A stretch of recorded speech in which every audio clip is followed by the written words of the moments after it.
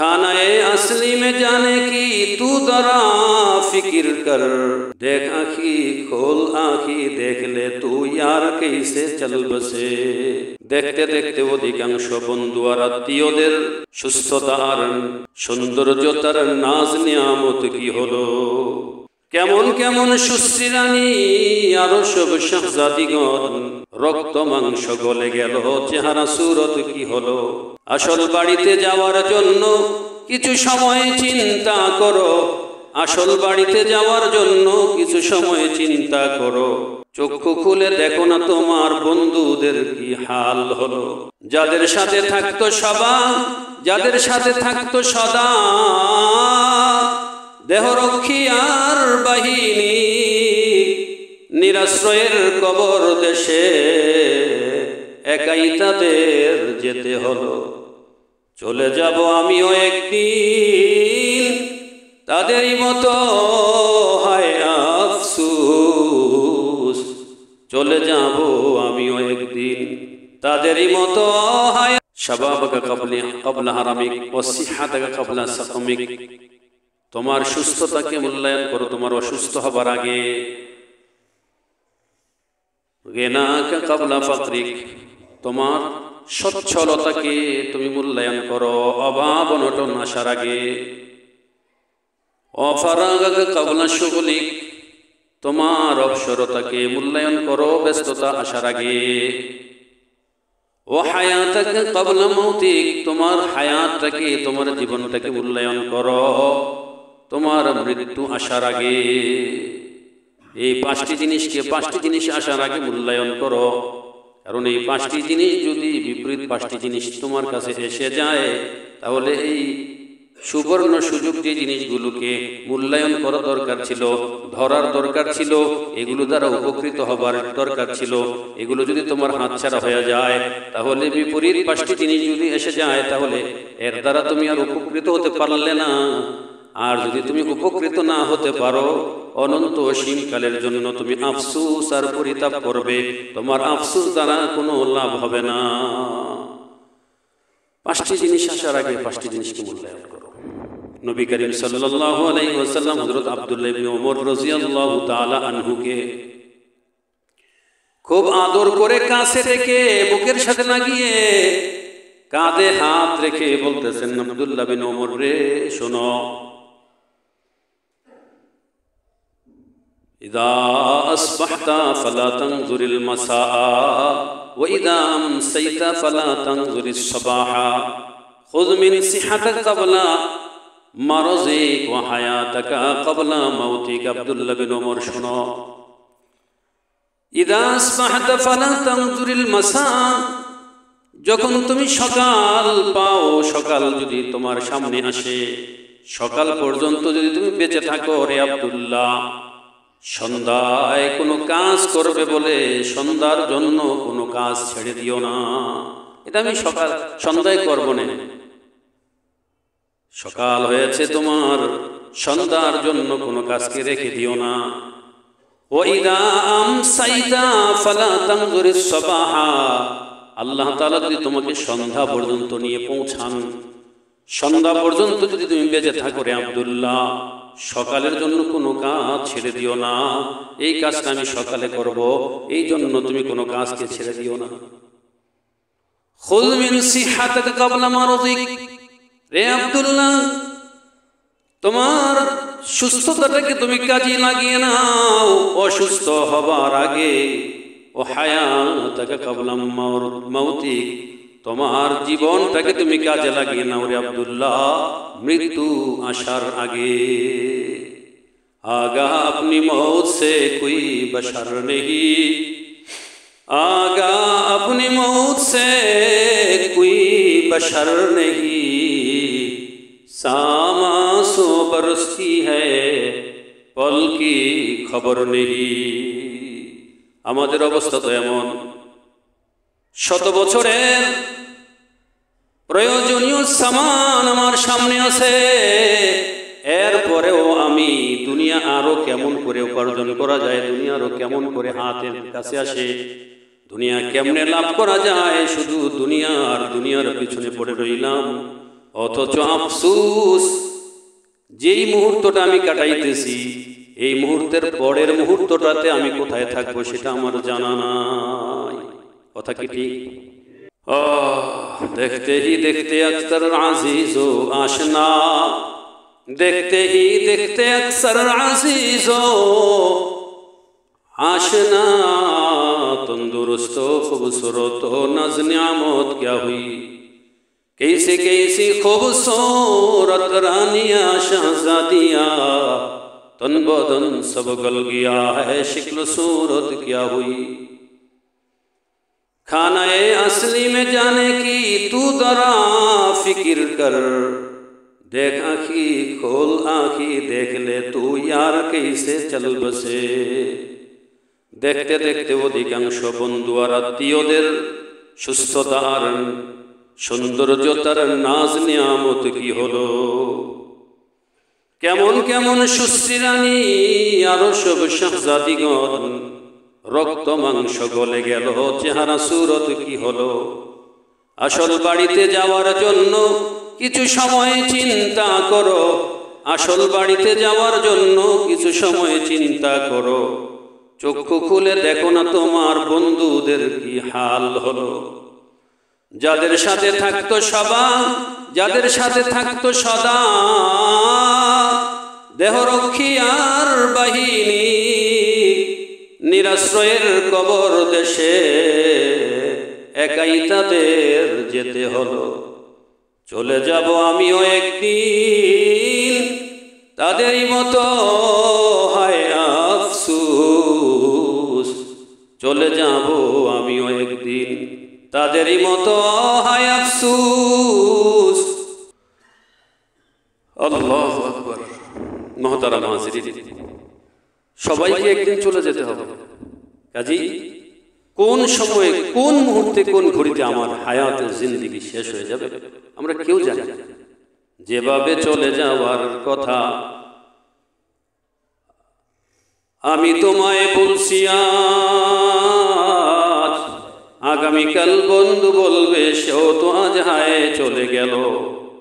কত মানুষ প্রতিদিন কোনো না কোনো মানুষ কোনো না কোনো মসজিদে, এমন কোনো দিন নাই কোনো না কোনো মসজিদে কোনো না কোনো মানুষের মৃত্যুর খবর ঘোষণা হয় না। হযরত ওমর রাদিয়াল্লাহু তাআলা আনহু বলেন, শোনো, প্রতিদিন কোনো না কোনো মসজিদে কোনো না কোনো মানুষের মৃত্যুর খবর শোনানো হয়। আফসোস আমি আজ তোমাদেরকে অমুকের মৃত্যুর কথা বলছি, কিন্তু আগামীকালকে হয়তোবা আমার বন্ধু বান্ধবরা আমার মৃত্যুর খবর তোমাদেরকে শোনায়া দিবে। আল্লাহু আকবার। মুহতারাম হাজিরিন, বুদ্ধিমান তো সেই ব্যক্তি যে ব্যক্তি নিজের জীবনকে কাজে লাগায়, নিজের হায়াতকে কাজে লাগায়। মুহতারাম হাজিরিন, আমরা আল্লাহ তাআলা আমাদেরকে নবী মুহাম্মদুর রাসূলুল্লাহ সাল্লাল্লাহু আলাইহি ওয়াসাল্লামের উম্মত বানিয়েছেন। এই উম্মতের হায়াত খুব সংক্ষিপ্ত হবে, কিন্তু অন্য সকল নবীর উম্মতের মধ্যে আমলের দিক থেকে মর্যাদার দিক থেকে সকলের উপরে শ্রেষ্ঠত্বের আসনে তারা আসীন থাকবে। সুবহানাল্লাহ। আমলে হায়াতের জিন্দেগিতে সময় খুব সংক্ষিপ্ত হবে, কিন্তু অন্যদের চেয়ে মর্যাদা আর মাকামে তারা উন্নত হবে। কিভাবে সম্ভব?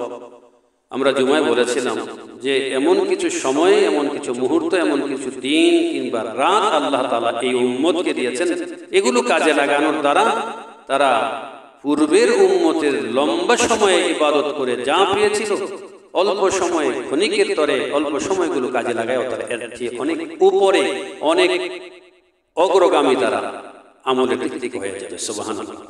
মুহতারাম হাজিরিন, এই সময়গুলোকে কাজে লাগাতে হবে। আপনারা শুনে থাকবেন হযরত ঈসা আলাইহিস সালাম কোন একদিন একটা পাহাড়ের উপর দিয়ে হাঁটছিলেন। পাহাড়ের উপরে হাঁটতে হাঁটতে এক জায়গায় গিয়ে সুন্দর একটা পাথর দেখলেন তিনি। এত সুন্দর পাথর, দুধের মতো সাদা দবদবে, এবং এমন সুন্দর পাহাড়, মানে এত সুন্দর পাথর তিনি আর আগে কখনো দেখেন নাই। এই পাথরের সৌন্দর্য দেখে তিনি মুগ্ধ হয়ে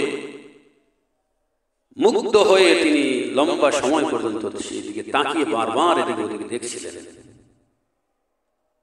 মহান আল্লাহ তাআলা আসমান থেকে ফেরেশতার মাধ্যমে বললেন, ঈসা তুমি এই সুন্দর পাথরটা দেখে বারবার মুগ্ধ হচ্ছ, এটার দিকে তাকিয়ে বিস্ময়ান্বিত হচ্ছ। ঈসা রে, এর চাইতে সুন্দর কোনো জিনিস কি তুমি দেখতে চাও নাকি আল্লাহ দেখতে চাই? আল্লাহ বলেন, তুমি যে পাথরটাকে দেখে সৌন্দর্য মণ্ডিত যে পাথরটাকে দেখে তুমি বিস্ময়ান্বিত হচ্ছ, আশ্চর্যান্বিত হচ্ছ, এই পাথরটার গায়ে তুমি তোমার হাতের আঙ্গুল দিয়ে মৃদু আঘাত করো। তিনি আঘাত করলেন, পাথরটা ফেটে গেল, ভেতরে আরো এর চেয়েতে আরো চমৎকার সুন্দর একটা পাথর দেখা গেল। সুবহানাল্লাহ। এবার ঈসা আলাইহিস সালাম ওটা দেখে আবার তাকিয়ে কতক্ষণ পর্যন্ত বিস্ময়ের সাথে আশ্চর্যের সাথে তাকায়া দেখছিলেন। আল্লাহ বলেন, ঈসা এই পাথরটার মধ্যেও তুমি তোমার হাতের আঙ্গুল দিয়ে মৃদু আঘাত করো। তিনি হাতের স্পর্শ করলে পড়ে পাথরটা ফেটে যায়। পাথরটা ফেটে গিয়ে দেখা গেল একজন আপাদ মস্তক পুরোপুরি মানুষ, একেবারে সুন্দর সুদর্শন একজন মানুষ পাথরের ভিতরে দাঁড়িয়ে নামাজ পড়ছে। সুবহানাল্লাহ, কি আশ্চর্য! পাথরের ভিতরে পাথর, পাথরের ভিতরে একজন মানুষ দাঁড়াইয়া নামাজ পড়ছে, এটাও সম্ভব? এটা কি করে সম্ভব? কাদের কুদরত দারি হর চেকাহি আকুনি, কাদের কুদরত দারি হর চেকাহি আকুনি, মুর্দারা যা হাম তো বখশি জিন্দারা বেজা কুনি। আমার আল্লাহ তাআলা তো ফাআলুল লিমা ইউরিদ, যা চান তাই করতে পারেন। পাথরের ভিতরে নির্ছিদ্র নিরাপত্তার ব্যবস্থা, একেবারে সুয়ের ছিদ্র পরিমাণ ছিদ্র নাই, সুয়ের ছিদ্র পরিমাণ কোনো ছিদ্র যেখানে নাই। ওই পাহাড়ের ভেতরে মানুষকে জিন্দা রাখতে যদি আমার মালিক চান তাহলে তিনি পারেন কি পারেন না? আল্লাহু আকবার। আল্লাহর জন্য কোনো কাজ কঠিন না। লম্বা সময় লোকটা নামাজ পড়ে শেষ করলো। ঈসা আলাইহিস সালাম গিয়ে সালাম দিলেন। লোকটা বলল, মান আনতা, আপনি কে? ঈসা আলাইহিস সালাম পরিচয় দিলেন, না না, ঈসা ইবনে মারইয়াম, আমি মারইয়াম তো নই, ঈসা মারইয়ামের সন্তান ঈসা। এবার ঈসা আলাইহিস সালাম বললেন, আপনি কি মানুষ, জিন নাকি ফেরেশতা? লোকটা বলতেছে, আমি মানুষ, আমি জিনও নই, আমি কোনো ফেরেশতাও নই, আমি মানুষ। আপনি ভেতরে এই পাথরের ভেতরে ইবাদত করছেন, কতদিন যাবত ইবাদত করছেন? লোকটা বলতেছে, আমি 400 বছর যাবত এই পাথরের ভেতরে ইবাদত করছি। আল্লাহ। ঈসা আলাইহিস সালাম কথা শুনতেছেন আর বিস্ময়ে অভিভূত হচ্ছেন, মুগ্ধ হচ্ছেন, এটাও কি করে সম্ভব? 400 বছর যাবত কোনো মানুষ একাধারে 400 বছর পর্যন্ত ইবাদত করছে। আল্লাহ, এই মানুষটা 400 বছর যাবত ইবাদত করতেছে, তাহলে খোদা তোমার দুনিয়াতে এর চাইতে বড় আবেদ, ইবাদতকারী, এর চাইতে বড় নেককার, এর চাইতে বড় নেকি অর্জনকারী মানুষ তো তোমার দুনিয়াতে মনে হয় আর নাই। আল্লাহ বলেন, ঈসা না, এর চাইতেও বেশি পুণ্য অর্জনকারী মানুষও আছে। ঈসা আলাইহিস সালাম আরো আশ্চর্যান্বিত হলেন, আমরা এটা কি করে সম্ভব? বলেন। ঈসা আলাইহিস সালাম বলেন, আল্লাহ, ওরা কারা, কোন জামানার মানুষ? আল্লাহ তাদের পরিচয় বলুন। আল্লাহ বলেন, ঈসা রে, তোমার পরে একজন নবী আসবেন, তোমার পরে যিনি আসবেন সর্বশেষ নবী, সর্বশেষ শ্রেষ্ঠ নবী মুহাম্মাদুর রাসূলুল্লাহ সাল্লাল্লাহু, আমার পয়গম্বর, আমার মাহবুব নবী মুহাম্মাদুর রাসূলুল্লাহ সাল্লাল্লাহু আলাইহি ওয়াসাল্লামের উম্মতরা, এদেরকে আমি বিশেষ বিশেষ কিছু সময় আমি তাদেরকে দান করব। ওই সময়গুলো যদি তারা কাজে লাগাতে পারে তাহলে 400 বছর ইবাদত করে একটা মানুষ যে পরিমাণ সওয়াব অর্জন করলো, একটা রাত্র ইবাদত করতে পারলে আমি তার চাইতেও বেশি নেকি তাদের আমলনামায় দিয়ে দিব। সুবহানাল্লাহ, সুবহানাল্লাহ, আল্লাহু আকবার। ঈসা আলাইহিস সালাম যখন শুনলেন মুহাম্মদুর রাসূলুল্লাহ সাল্লাল্লাহু আলাইহি ওয়াসাল্লামের উম্মতরা কিছু কিছু সময় পাবে, কিছু মুহূর্ত পাবে, ওইগুলো কাজে লাগালে 400 বছর ইবাদত করার পরে যেই পরিমাণ সওয়াব অর্জন করলো এর চাইতে বেশি সওয়াব তারা পেয়ে যাবে। বলেছে লাইলাতুম মিন নিসফি শাবান, মধ্য শাবানের রজনী যেটা, এই রাত্র যদি তারা ইবাদত করতে পারে তাহলে এই মানুষটা 400 বছর ইবাদত করে যেই পরিমাণ সওয়াব পেল এর চাইতেও বেশি সওয়াব তাদের আমলনামায় দেওয়া হবে। সুবহানাল্লাহ।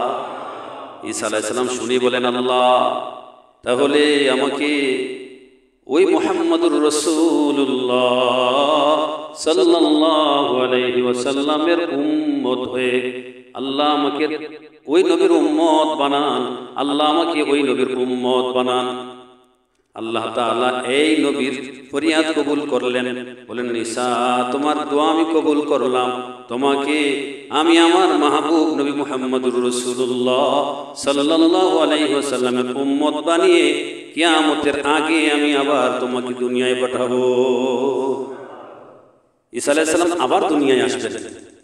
এখন তিনি দ্বিতীয় আসমানে সুস্থ অবস্থায়, পূর্ণ জাগ্রত অবস্থায়, সুস্থ অবস্থায় তিনি আল্লাহ তাআলার বিশেষ কুদরতে দুনিয়া থেকে দ্বিতীয় আসমানে অবস্থান করছেন। কিয়ামতের পূর্বে আল্লাহ তাআলা আবার ঈসা আলাইহিস সালামকে দুনিয়াতে পাঠাবেন, নবী মুহাম্মদুর রাসূলুল্লাহ সাল্লাল্লাহু আলাইহি ওয়াসাল্লামের উম্মত হয়ে তিনি দুনিয়াতে আবার আসবেন। মুহতারাম হাজিরিন, তো আমরা ওই নবীর উম্মত হতে পারলাম। ঈসা আলাইহিস সালাম তো আল্লাহ তাআলার কাছে ফরিয়াদ করছেন, আবেদন করছেন, আবেদনের কারণে আল্লাহ তাআলা ঈসা আলাইহিস সালামকে দুনিয়াতে আবার মুহাম্মদ সাল্লাল্লাহু আলাইহি ওয়াসাল্লামের উম্মত বানাইয়া পাঠাবেন। আর আমাদেরকে আল্লাহ তাআলা বিনা আবেদনে, বিনা দরখাস্তে আমাদেরকে মুহাম্মদ সাল্লাল্লাহু আলাইহি ওয়াসাল্লামের উম্মত বানাইয়া পাঠাইছেন। নিয়ামতটার শুকরিয়া করা চাই না? নিয়ামতের শুকরিয়া করা চাই। মুহতারাম হাজিরিন, আজকের এই রাত বড় ফজিলতের রাত, এজন্য আমরা আজকের এই রাতটাকে কাজে লাগাই। আলহামদুলিল্লাহ, আমরা জোহরে জুম্মায় আমরা বলেছিলাম এই কথা, জীবনের কোনো কাজ বাড়াবাড়িও করব না, ছাড়াছাড়িও করব না। বলেন, বাড়াবাড়িও করব না, মধ্যম পন্থা অবলম্বন করব। বাড়াবাড়িও করব না, ছাড়াছাড়িও করব না।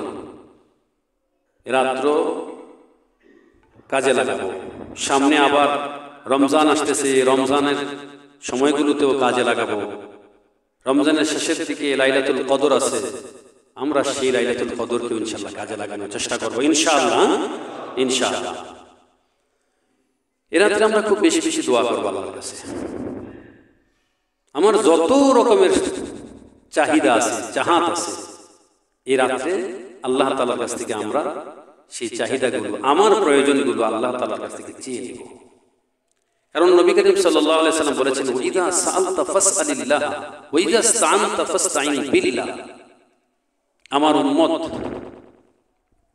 যেই কোনো প্রয়োজন, যেই কোনো চাহাত আল্লাহ তাআলার কাছে বলো। কোনো কিছু চাইতে হলে আল্লাহর কাছে চাও, যেই কোনো প্রয়োজনে সাহায্য চাও তো আল্লাহর কাছেই চাও, অন্যের কাছে চাও না, আল্লাহর কাছে চাও। কারণ আল্লাহ তো এমন সত্তা, মাল্লাম ইয়াসআলিল্লাহ ইয়াগদাব আলাইহি। দুনিয়ার মানুষের কাছে কোনো কিছু চাইলে, মানুষ বারবার কোনো কিছু চাইলে বরং মানুষ বিরক্ত হয়ে যায়। আচ্ছা, তোমার কি মাথা খারাপ হয়েছে নাকি? খালি আমার কাছেই চাও, আমার কাছে চাও, মিয়া কি ব্যাপার, কি ব্যাপার, মাথা খারাপ, কি ব্যাপার, কি হয়েছে ভাই? হ্যাঁ, দুদিন পরে পরে এটা কি মনে করছো তুমি আমার? খালি এটা ভাই, দুনিয়ার মানুষের কাছে যত আপনই হোক, বারবার কিছু চাইলে মানুষ বিরক্ত হয়, ধমক দেয়। কিন্তু আল্লাহ তাআলা তো এমন, মাল্লাম ইয়াসআলিল্লাহ ইয়াগদাব আলাইহি। আল্লাহ তাআলার কাছে বান্দা না চাইলে বরং আল্লাহ বেজার হন। हर गोरी देने की तू तैयार है, हर गोरी देने की तू तैयार है, जो न मांगे उससे तू बेजार है। আল্লাহু আকবার। আল্লাহ তাআলার কাছে না চাইলে বরং আল্লাহ বেজার। এজন্য আল্লাহ তাআলার কাছে চাই, যা কিছুর প্রয়োজন আল্লাহর কাছে চাই।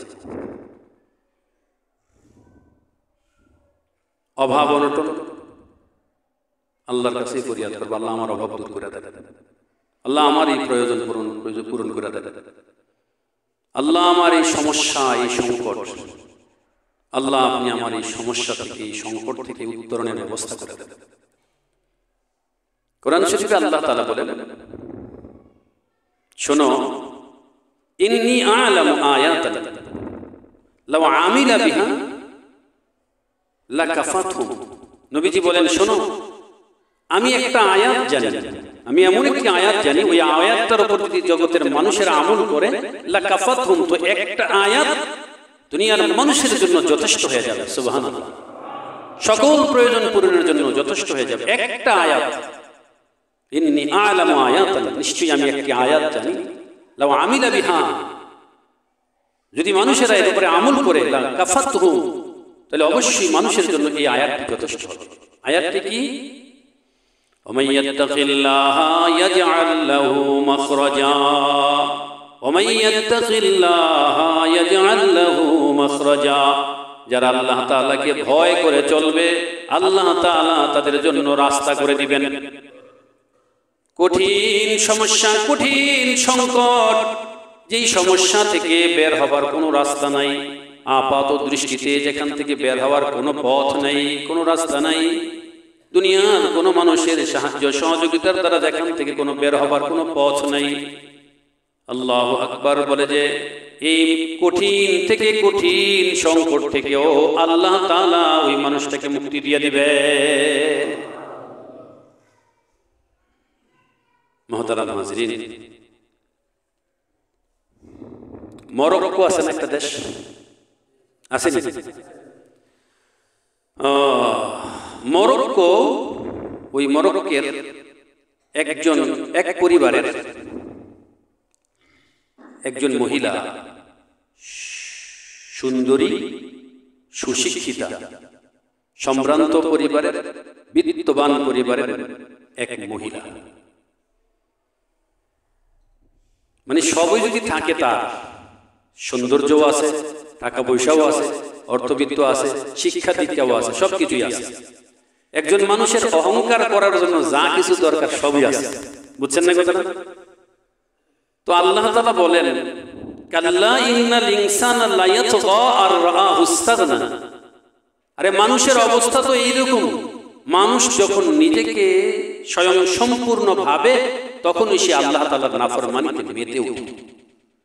মানুষ যখন নিজেকে স্বয়ং সম্পূর্ণ ভাবে, ওই বেটা আমি কি তোর থেকে কোনো দিকটা দুর্বল রে, হ্যাঁ, কথা হইর করে কইস, ঠিক করে কইস, সাফার দাদা থাকতো না, বলে না মানুষ? কেন বলে? হ্যাঁ দেখে আমি তো কোনো দিকটা ছোট না, দুর্বল না, আমি কি ওর মাহাত্মা খাই না বেটা, আমার লগে কথা ঠিক করে কইস, সাফার দাদা থাকতো না। তখন বলে যখন সব দিক থেকে মনে করে যে আমার তো বেটা টাকা পয়সার কোনো অভাব নাই, আরে দনে দনে সব দিক থেকে আমার আছে, এই জন্য মানুষ কিরকম। আর আল্লাহ তাআলা যখন কোনো বান্দা বান্দিকে ভালোবাসেন, তখন তাকে কাছে টানার জন্য আল্লাহ তাআলা তাকে মুসিবত দেন। এই জন্যই আল্লাহ বলেন, ওয়ালা নাবলুওয়ান্নাকুম বিশাইইন মিনাল খাউফি ওয়াল জুউ ওয়া নাকসিম মিনাল আমওয়ালি ওয়াল আনফুসি ওয়াস সামারাত ওয়া বাশশিরিস সাবিরিন। আল্লাহ বলেন, আমি মানুষকে ক্ষুধা দিয়ে, অভাব অনটন দিয়ে, দরিদ্রতা দিয়ে, ভয় ভীতি দিয়ে, ফল ফসলের ক্ষতি দিয়ে, জান মালের ক্ষতি দিয়ে, আপনজনদেরকে কেড়ে নিয়ে আমি মানুষকে পরীক্ষা করব। আর এই পরীক্ষায় যারা উত্তীর্ণ হতে পারবে তাদের জন্যই হলো সুসংবাদ, এই সকল ধৈর্যশীলদের জন্য সুসংবাদ। নবী করিম সাল্লাল্লাহু আলাইহি ওয়াসাল্লাম হাদিস শরীফে ইরশাদ করেন, মাই ইউরিদিল্লাহু বিখাইরিন ইউসিবহু। আল্লাহ তাআলা কাউকে ভালোবাসলে তাকেই মুসিবতে ফেলেন। কেন মুসিবতে ফেলেন? বলে যে কোনো মানুষ আল্লাহ তাআলা যখন দেখেন এই মানুষটা, রে আমার বান্দা তো আমার কাছে আসা দরকার, ও বান্দা তুই আমার কাছে আয়, কিন্তু বান্দা তো উল্টো দিকে চলতেছে, আল্লাহ তাআলা তাকে মুসিবতে ফেলেন। মুসিবত দিয়ে দিয়ে বান্দাকে আল্লাহ তাআলা কাছে রাখতে চান, কাছে আনতে চান। हम तो मायल बकरम है मगर कोई सायल ही नहीं, हम तो मायल बकरम है मगर कोई सायल ही नहीं, राह दिखलाए कैसे राहे रो मंजिल ही नहीं, राह दिखलाए कैसे राहे रो मंजिल ही नहीं। মানুষকে যখন আল্লাহ তাআলা অর্থ বিত্ত টাকা পয়সা ধন সম্পদ সব কিছু যখন দিয়ে দেন, মানুষ ধীরে ধীরে আল্লাহ তাআলার নাফরমানি করতে থাকে। আর আল্লাহ তাআলা তো চান, ও বান্দা আমি তোরে সম্পদ দিলাম, আমি তোরে টাকা পয়সা দিলাম, আমি তোর অর্থ বিত্ত দিলাম, আমি তোরে রূপ দিলাম, সৌন্দর্য দিলাম, সুস্থতা দিলাম, ও বান্দা আমি এগুলো দিয়ে তো ভুল করি নি রে বান্দা, আমি চাইলে সব কিছু তোর কাছ থেকে কেড়ে নিতে পারি বান্দা, আমি তোকে এগুলো দিলাম, তুই আমার শুকরিয়া আদায় কর। ও বান্দা দেখোস না আমার নবীর দিকে তাকা, তোরা তো আমার নবীরই উম্মত। নবীজি সাল্লাল্লাহু আলাইহি সাল্লাম সারা রাত কখনো নামাজ পড়তে পড়তে পড়তে পড়তে লম্বা সময় দাঁড়িয়ে থাকতে থাকতে পা মুবারক ফুলাই ফেলতেন। আম্মা জান হযরত আয়েশা রাদিয়াল্লাহু তাআলা বলেন, ইয়া রাসূলুল্লাহ আপনার তো কোনো গুনাহ নাই, আল্লাহ তাআলা অগ্রিম বলে দিয়েছেন, আল্লাহ তাআলা আপনাকে maaf করে দিয়েছেন, এমনিতেই আপনার কোনো গুনাহ নেই, সব কিছু maaf করে দিয়েছেন। তারপরেও নবীজি এত লম্বা সময় দাঁড়িয়ে দাঁড়িয়ে নামাজ পড়ার কি প্রয়োজন, আপনার পা মুবারক ফুলে যায়। নবীজি বলেন, আফালা কুনা আবদান শাকুরা, এ আয়েশা আমার যে আমার মালিক এত ধরনের নিয়ামত দিল, আমি কি আমার মালিকের শুকরিয়া আদায় করব না? আরে আমার এত নিয়ামত যখন দিয়েছেন, আমার তো দরকার আল্লাহ তাআলার শুকরিয়া করা। তো আল্লাহ বলেন, বান্দা বান্দিরা রে আমি তোদের নিয়ামত দিলাম, তোরা আমার কাছে আয়, নিয়ামত পেলে আমাকে বেশি বেশি ডাকবি, কিন্তু তোরা তো উল্টো পথে শয়তানের অনুসরণ করতেছিস। এই জন্য আল্লাহ মাঝে মধ্যে বিপদ আপদ দিয়ে বান্দা বান্দীদেরকে কাছে ডাকতে চান।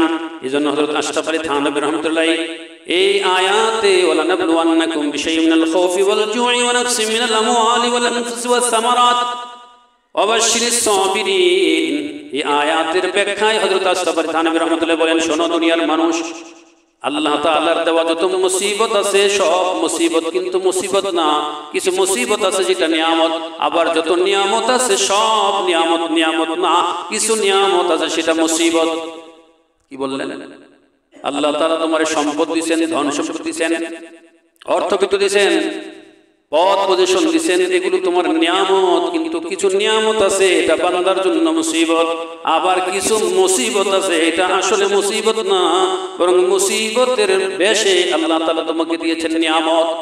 মুহতারাম হাজিরিন, ওই মরক্কের কথা বলছিলাম, এক পরিবারের একজন মেয়ে, টাকা পয়সা অর্থবিত্ত সব কিছু আল্লাহ তাআলা তাকে দিয়েছেন, কিন্তু সবকিছু পাওয়ার পরে আল্লাহ তাআলাকে বেশি চিনার দরকার ছিল, কিন্তু তারা একেবারে পুরা বেখবর হয়ে গেছে, আল্লাহ তাআলা থেকে উদাসীন হয়ে জীবন যাপন করতেছিল। আল্লাহ তাআলা তাদেরকে কাছে ডাকার চেষ্টা করলেন, আল্লাহ তাআলা চাইলেন বান্দা বান্দি কাছে আয়। অতি সুন্দরী রূপসী অর্থবিত্তওয়ালা শিক্ষিত সব দিক থেকে স্বয়ং সম্পূর্ণ, আসলে তো দুনিয়ার কোনো মানুষ সব দিক থেকে স্বয়ং সম্পূর্ণ না। আপনারা কি মনে করেন? আমরা কি সবাই সব দিক থেকে স্বয়ং সম্পূর্ণ মনে করি? আর কি আমরা আসলে মোটেও না। আরে অহংকার তো তারই সাজে যে সব দিক থেকে স্বয়ং সম্পূর্ণ, আর এই সব দিক থেকে স্বয়ং সম্পূর্ণ সত্তা হলেন একজন, তিনি হলেন আল্লাহ। কথা ঠিক? আল্লাহর কারো কাছে কোনো কিছু চাওয়ার দরকার আছে? আমরা দুনিয়াতে একজনও যদি আল্লাহ তাআলার হুকুম না মানি, আল্লাহ তাআলার কোনো ক্ষতি হবে না। আমরা যদি সবাই সারাক্ষণ আল্লাহ তাআলার ইবাদত করি, আল্লাহ তাআলার কোনো লাভ হইব? হ্যাঁ, লাভ হবে না। আমরা সবাই যদি আল্লাহর আনুগত্য করি, আল্লাহর কোনো লাভ নেই। আমরা যদি সবাই তার নাফরমানি করি, আল্লাহর কোনো ক্ষতি নেই। তাহলে আমাদের ছাড়া আল্লাহ তাআলা চলতে পারে না, দুনিয়ার কোনো কিছু ছাড়াও আল্লাহ তাআলা চলতে পারে না, কিন্তু আল্লাহ তাআলার দেওয়া অনুগ্রহ ছাড়া আমরা এক মিনিট চলতে পারবো? পারবো না। তাহলে অহংকার একমাত্র আল্লাহ তাআলারই দূষণ, অহংকারটা আল্লাহ তাআলারই শোভা।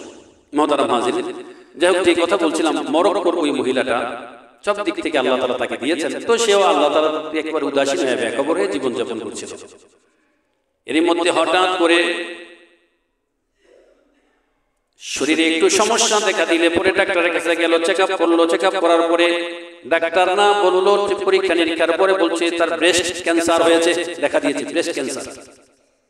ছোট সমস্যা না বড় সমস্যা? বড় সমস্যা। এইবার একটু হালকা টনক নর্স, প্রথম দিকে টিয়া পয়সা দিয়া চিকিৎসা করলে ঠিক হয়ে যাবে, এটা কোনো বিষয় না। চিকিৎসা করতেছে, কিন্তু উন্নতি হইতেছে না, চিকিৎসায় কোনো সুফল আসতেছে না। ধীরে ধীরে এক পর্যায়ে বেলজিয়াম, ইউরোপ, ফ্রান্স তিন দেশে যাইয়া টাকা পয়সা খরচ করে পরীক্ষা নিরীক্ষা কইরা চিকিৎসা করতে চেষ্টা করলো, চিকিৎসা করলো, কিন্তু কোনো সুফল আসতেছে না। এক পর্যায়ে ডাক্তাররা বলল, তার যদি চিকিৎসায় সফলতা পেতে চায়, সুফল হোক এটা চায়, তাহলে তার ব্রেস্ট ক্যান্সার যেহেতু হয়েছে, স্তন ক্যান্সার, তো তার স্তন অপসারণ করে ফেলে দিতে হবে। এরপরে অতি উচ্চ পাওয়ারের কিছু ঔষধ আছে, এগুলো নিয়মিত বেশ কিছুদিন পর্যন্ত খেতে হবে। শোনার পরে এই মহিলাটার নাম হলো লায়লা আলী হেলু। তো বলতেছে যে না, আমি এই ওষুধ সেবন করবো না, অন্য কোনো ডাক্তার দেখো, অন্য কোনো চিকিৎসার বন্দোবস্ত করো। তো তিন দেশে যাওয়ার পরে ডাক্তারদের কথা প্রায় একই রকম, যে না, তার স্তন অপসারণ করতে হবে, অপসারণ করতে হবে, এরপরে এই ঔষধ খেতে হবে। প্রথম দিকে সে বুঝতেছিল এই যে উচ্চ পাওয়ারের যে ঔষধগুলো, এই ঔষধগুলো সেবনের দ্বারা কিছু পার্শ্ব প্রতিক্রিয়া আছে। পার্শ্ব প্রতিক্রিয়া হলো, যারা এই ওষুধ খাবে তাদের মাথার চুল পড়ে যাবে, এরপরে তাদের নখ এবং দাঁত ভেঙে পড়ে যাবে। অনেক সময় এই ঔষধের পার্শ্ব প্রতিক্রিয়ার কারণে অনেক মহিলাদের মুখে দাড়ি গজায়, সমস্যা। স্তন অপসারণ করে ফেললে তার সৌন্দর্য শেষ হয়ে যাবে। সবকিছু মিলে প্রথম দিকে রাজি হচ্ছিল না, পরে যখন দেখলো যে না, আর বাঁচার ব্যবস্থা নাই, তো সে এই দুনিয়াতে বেঁচে থাকতে চায়, তো সে তার স্বামীকে বলল, ঠিক আছে, আমি সব চিকিৎসায় রাজি আছি। তার স্বামী চিকিৎসার জন্য ডাক্তারদের কাছে বসলো। ডাক্তাররা ভোট বসে এক পর্যায়ে তার স্বামীকে নীরবে ডেকে নিয়ে বলল, আপনি চিকিৎসা করতে পারেন, কিন্তু যে অবস্থায় আছে আপনার স্ত্রী আর মাত্র 3 সপ্তাহের মেহমান। আপনার স্ত্রী আর মাত্র 3 সপ্তাহ বাঁচবে। মুশকিল। এবার বেচারায় পড়ে গেছে, সর্বনাশ, যদি আমি যত চিকিৎসাই করি, সব কিছু করলাম, কিন্তু আমার স্ত্রী মাত্র আর 3 সপ্তাহ বাঁচবে, তাহলে আমি কি করবো? চিকিৎসা করে কি হবে? ওই ফ্রান্স থেকে সোজা চিন্তা করছে, তাহলে 3 সপ্তাহ যদি আমার স্ত্রী বাঁচে, তাহলে আমি এখানে আর থাকবো না, আমি সোজা মক্কাতুল মুকাররমায় চলে যাব। মক্কাতুল মুকাররমায় চলে যাব। ওই ফ্রান্স থেকে সোজা টিকিট কেটে মক্কায় চলে আসছে, টাকা পয়সার কোনো অভাব নেই। আসার সময় ফ্রান্স থেকে একটা কোরআন শরীফ, ইংরেজি তরজমাওয়ালা একটা কোরআন শরীফ কিনে নিয়ে আসছে। ইংরেজি কোরআন শরীফের যেটা অর্থ আছে, অনুবাদ করা আছে ইংরেজিতে, এমন একটা কোরআন শরীফ কিনে স্ত্রীকে দিয়েছে, বলেছে এটা পড়ো, এটা পড়তে থাকো। কোথায় যাব আমরা? আমরা এখন মক্কাতুল মুকাররমায় যাব। মহিলাও কোনো কিছু বাধা দেয় নাই, তো মক্কাতুল মুকাররমায় গেছে। যাওয়ার পরে হোটেলে গিয়ে উঠছে। সেখান থেকে গিয়ে তারা ভাবছে, যদি সে 3 সপ্তাহ বাঁচে, তো মরার আগে একটু আল্লাহ বিল্লাহ করুক, আল্লাহ তাআলার কাছে একটু মাফ চাক, আল্লাহর কাছে দোয়া করুক, শেষ টাইমটা যেন ভালো হয়। যাওয়ার পরে আল্লাহর ঘর বাইতুল্লাহ, বলে আল্লাহ তাআলার ঘর বাইতুল্লাহ তো এমন একটা জায়গা, এমন জায়গা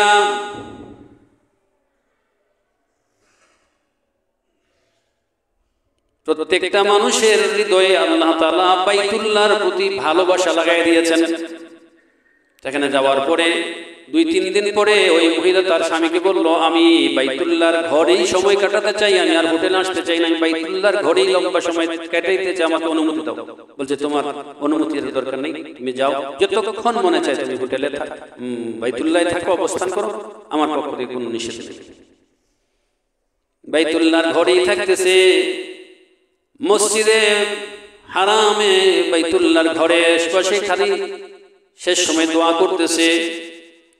লম্বা সময় যেহেতু বাইতুল্লাহর ঘরে থাকছে, পাশে কিছু তুরস্ক এবং মিশরের কয়েকজন মহিলার সাথে তার কথাবার্তা হয়েছে। শিক্ষিত মানুষ, কথাবার্তার এক পর্যায়ে বুঝাইছে সে, আমার এই অসুবিধার কারণে আমি এখন বাইতুল্লাহে আসছি।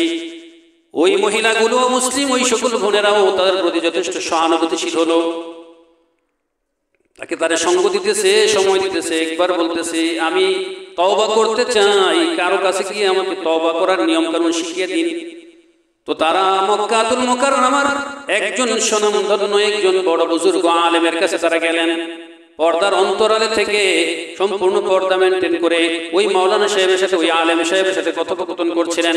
মাওলানা সাহেবকে বললেন, আমি তওবা করতে চাই, আমাকে কোনো বই পুস্তকের কথা বলুন যেটা আমি পড়ব, আর আপনি আমাকে তওবা পড়িয়ে দিন। এমত অবস্থায় আমার কি করণীয়, কি কর্তব্য, আমাকে একটু দিক নির্দেশনা দিন। তিনি বললেন, আপনার এখন যেটা করা দরকার সেটা হলো আপনি সর্বক্ষণ আল্লাহ তাআলার জিকির করবেন, বেশি বেশি ইস্তেগফার পাঠ করবেন, হার হালাতে উঠতে বসতে চলতে ফিরতে সর্বক্ষণ আপনি আল্লাহ তাআলার জিকির করবেন। আর মদিনাওয়ালা নবীর উপরে বেশি বেশি দুরূদ পড়বেন, ইস্তেগফার পাঠ করবেন। কোরআন শরীফ পড়তে পারেন? বলছে হ্যাঁ পারি। বুঝে কোরআন শরীফ পড়বেন, যতক্ষণ পারেন কোরআন শরীফ পড়বেন। 5 নম্বর কাজ হলো, আপনি যেহেতু মক্কাতুল মুকাররমায় এসেছেন, মসজিদে হারামে জমজম কূপের পানি এখানে পাওয়া যায়। ও জমজম কূপের পানি সর্বক্ষণ পেট পূর্ণ করে পানি পান করবেন। আল্লাহ তাআলার কাছে দোয়া করবেন, আমি আল্লাহ তাআলার কাছে আপনার জন্য দোয়া করি, আপনিও দোয়া করেন।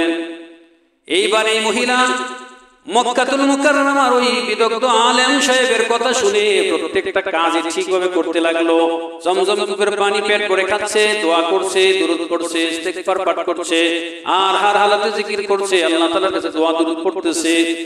আল্লাহু আকবার। এইভাবে চলতে লাগলো পঞ্চম দিন যখন হলো, পঞ্চম দিন মক্কাতুল মুকাররমায় বাইতুল্লাহর ঘরে অবস্থানের পঞ্চম দিন যায় ওই বোনেরা এবার বলতেছে, আপনি এক কাজ করুন, আপনি আপনার ক্ষত স্থানগুলো জমজম কূপের পানি দিয়ে ভালো করে ধুয়ে পরিষ্কার করুন। এই পানি বরকতি পানি ব্যবহার করে ধৌত করুন, আল্লাহর কাছে দোয়া করুন। মহিলাটা ভয় পাইতেছিল, কারণ এই জায়গাগুলো ক্ষত হয়ে গেছে, ক্ষত স্থান থেকে যদি রক্ত পুষ পড়ে তো সারা দেহ অন্যান্য জায়গাগুলো ছড়িয়ে পড়বে। এই ভয়ে সে ভালো করে চাপ দিয়ে বেঁধে রেখেছিল, এটা সে খুলছিল না, খুলে দেখলেই সে ভয় পেত, এই জন্য এটা খুলতেছিল না, এই জন্য রাজি হচ্ছিল না। কিন্তু পঞ্চম দিন অন্যান্য দিনই বন্ধুদের কথায় সে এক জায়গায় গিয়ে ভালো করে ওই জমজম কূপের পানি দিয়ে ওটা দৌত করবে, এই জন্য সে ধীরে ধীরে বাঁধনগুলো খুলছিল। আল্লাহু আকবার। বাঁধন খুলতে খুলতে খুলতে খুলতে সর্বশেষ বাঁধন যখন ওই লায়লা আলী হেলু খুললো, খোলার পরে সে তাকিয়ে দেখে নিজের চোখকে বিশ্বাস করতে পারছিল না। সে মনে করছে আমি তো স্বপ্ন দেখছি না।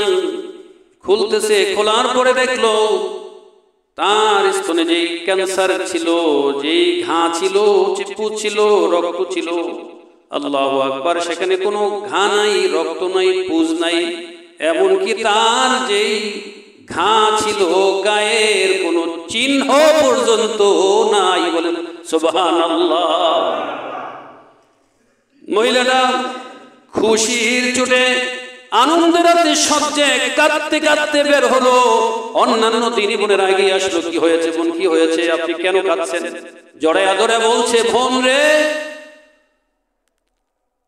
আমি তো দৌত করতে গিয়েছিলাম, কিন্তু এই কালো ঘর বাইতুল্লাহর মালিকের কসম, কাবার মালিকের কসম, আমার কোনো ঘা নাই, পুজ নাই, রক্ত নাই, এমনকি কোনো কত চিহ্নের দাগ পর্যন্ত নাই। সুবহানাল্লাহ।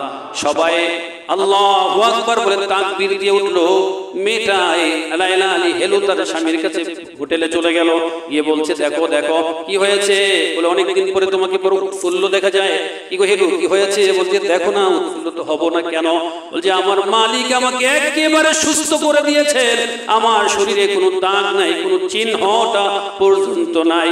এবার স্বামী বলতেছে, লায়লা আলী হেলু রে, তুমি কি ওই মানুষ ডাক্তাররা ভোট বসে যাকে আমাকে জানিয়ে দিয়েছিল? আমি তোমাকেও বলি নাই, ডাক্তাররা আমাকে বলছে তুমি মাত্র 3 সপ্তাহ বাঁচবে। বলে যে তুমি কি ওই মানুষ ডাক্তাররা ভোট বসে যাওয়ার ব্যাপারে সিদ্ধান্ত জানিয়েছে, মাত্র তুমি 3 সপ্তাহ বাঁচবে?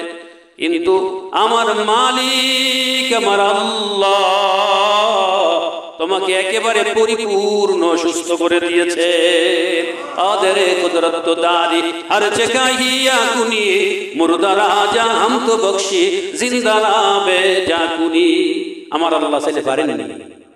এজন্য যত ধরনের সমস্যা আছে, সংকট আছে, বিপদ আছে, মুসিবত আছে, দুনিয়ার কোন মানুষের কাছে বলার দ্বারা কিচ্ছু হবে না, কিচ্ছু হবে না। আমি আমার মালিকের কাছে আজকের এই রাত্রিতে চোখের পানি ছেড়ে শিশু বাচ্চার মতো আবদার করে আমার মালিকের কাছ থেকে সেটা মঞ্জুর করে আনিব। যত সমস্যা আছে, সমস্যা যিনি দেনেওয়ালা আল্লাহ, সমস্যা থেকে উত্তরণ করার মালিকও তো আমার আল্লাহ। এজন্য আমরা আজকের রাতে খুব বেশি বেশি দোয়া করব ইনশাআল্লাহ। মুহতারাম হাজিরিন, আজকের এই রাত বরকতি রাত, কিন্তু এই আজকের এই বরকতি রাতের বরকত থেকেও বঞ্চিত হবে 7 প্রকার মানুষ। কয় প্রকার মানুষ? 7 প্রকার মানুষেরা আজকের এই রাতের বরকত থেকে বঞ্চিত হবে। বলছে তারা কারা? রাসূল করিম সাল্লাল্লাহু আলাইহি ওয়াসাল্লাম বলেন, আজকের এই রাত্রিতে আল্লাহ তাআলা রহমতের দৃষ্টিতে সারা দুনিয়ার সমস্ত মাখলুকের প্রতি রহমতের দৃষ্টিতে তাকাবেন। অসংখ্য গুনাহগারকে বনি কাল গোত্রের সম্মিলিত সকল বকরির গায়ের পশমের সংখ্যার চেয়ে অধিক সংখ্যক মানুষকে এই রাত্রিতে আল্লাহ তাআলা মাফ করে দিবেন। সুবহানাল্লাহ। কিন্তু আল্লাহ তাআলা কয়েক প্রকার মানুষকে আল্লাহ তাআলা মাফ করবেন না।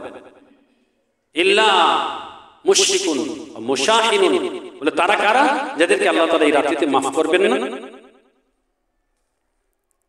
আল্লাহু আকবার। বলে তারা কারা? যাদেরকে আল্লাহ তাআলা মাফ করবেন না। বলতে মাফ যাদেরকে আল্লাহ তাআলা করবেন না তারা হলো, এক নম্বর হলো মুশরিক।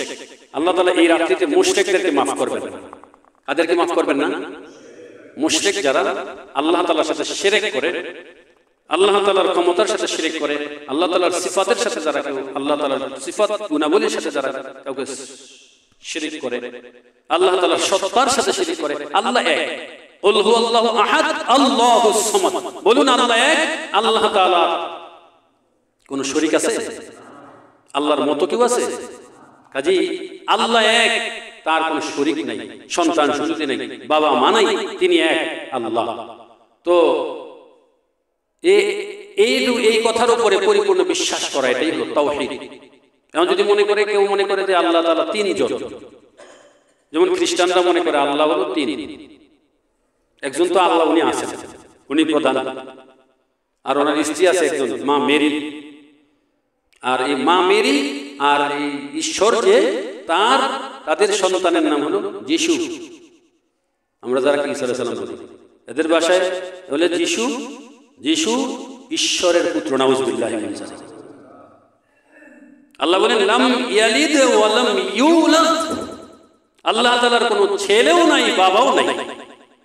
আল্লাহ তো এমন সত্তা, বাবা মাও নাই, আবার ছেলে মেয়েও নাই, বিবিও নাই, তিনি এক। তাহলে যদি কেউ মনে করে যে আল্লাহ তাআলা বিবি আছে, আল্লাহ তাআলা ছেলে মেয়ে আছে, তাহলে এটা কি শিরক? এটা সত্তার সাথে শিরক। একটা হলো আল্লাহ তাআলার গুণাবলীর সাথে শিরক। আল্লাহ তাআলা যা করতে পারেন সেই কাজটা অমুকেও পারে। তিনি যত বড়ই হোক তিনি ওই কাজটা পারেন। তাহলে যদি এটা বলে আল্লাহ তাআলা জীবিত করেন আল্লাহ, মৃত্যু দেন আল্লাহ, অসুস্থতা দেন আল্লাহ, সুস্থ করেন আল্লাহ, এগুলি কে করেন?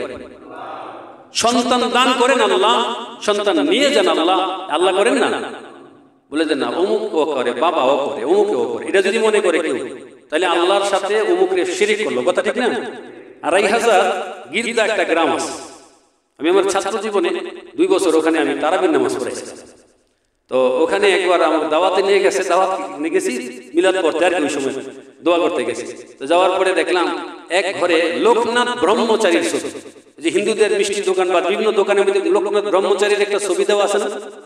এই হাঁটু পর্যন্ত কি বলে হাঁটু গিরে বসা আছে, বেড়ার মাথার চুল লম্বা, এলে দাড়িও আছে না?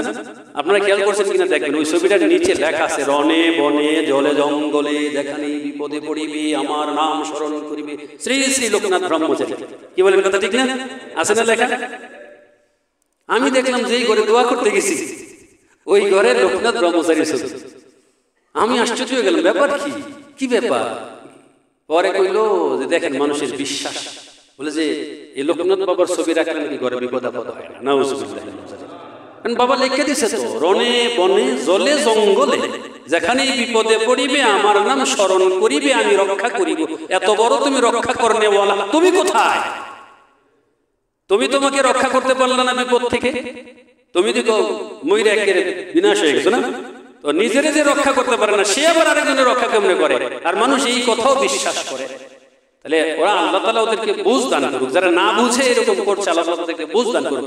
আচ্ছা বলেন, তাহলে এরকম যদি কেউ আল্লাহর সাথে আল্লাহর যে গুণ, এই গুণ ওই বাবারও আছে, এটা যদি মনে করে, তাহলে এটা কি হলো?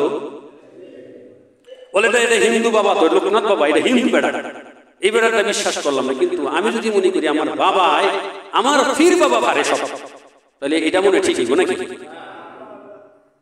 এটাও ঠিক হবে না?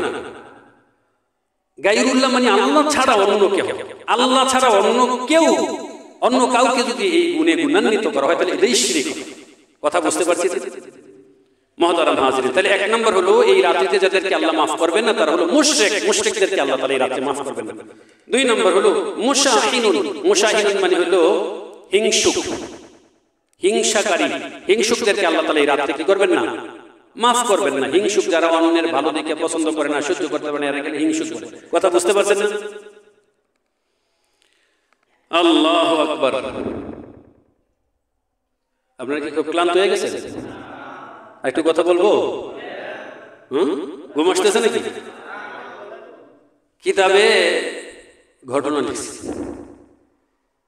একজন দিনদার বুজুর্গ আলেম, এক বাদশাহ, তিনিও দিনদার ইনসাফওয়ালা বাদশাহ।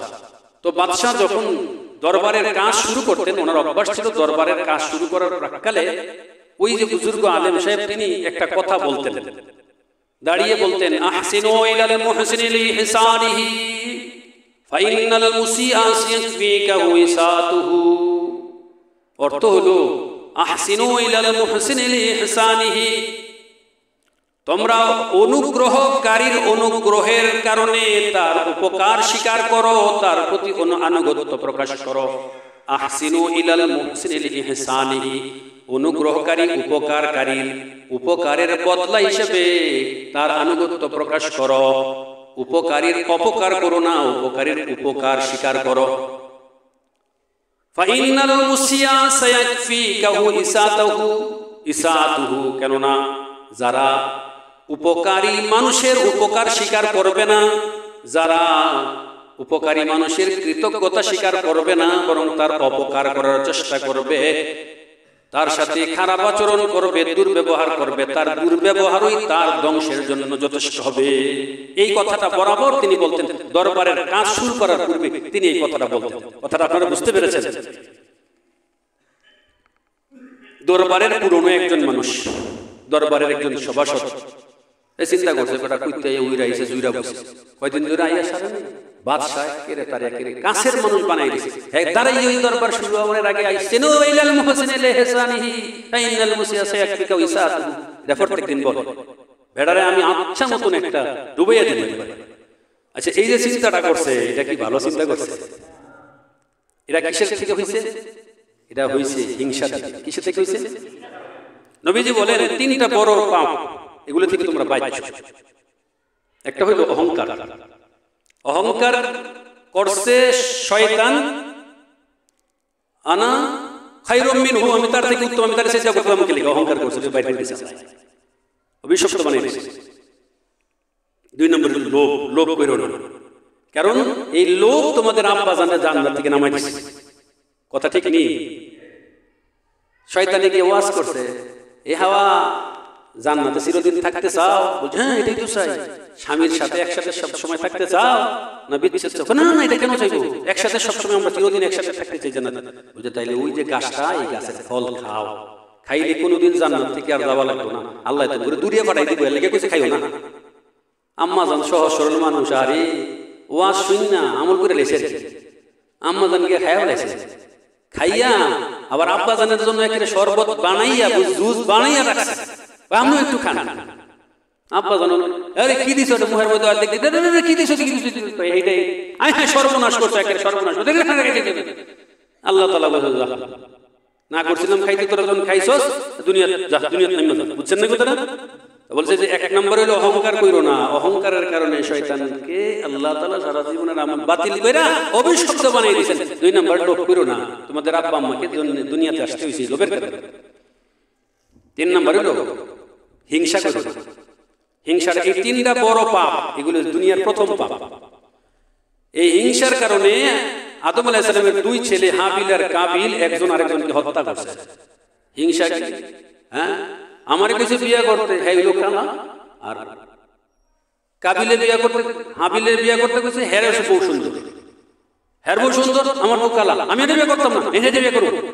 নবী কয় এটা তো সম্ভব না, আল্লাহ তাআলার হুকুম, মানে না আল্লাহর হুকুম কে, আপনার কথা, আমি হেঁটে বিয়ে করবো। আরে বেটা কি করছ না করছে, বিয়ে করবি কেমন তুই? আল্লাহ তাআলা এটা হালাল করা লাগবে না, হালাল না বুঝি না, আপনি আমার হেঁটে ঠিক করে দেবেন।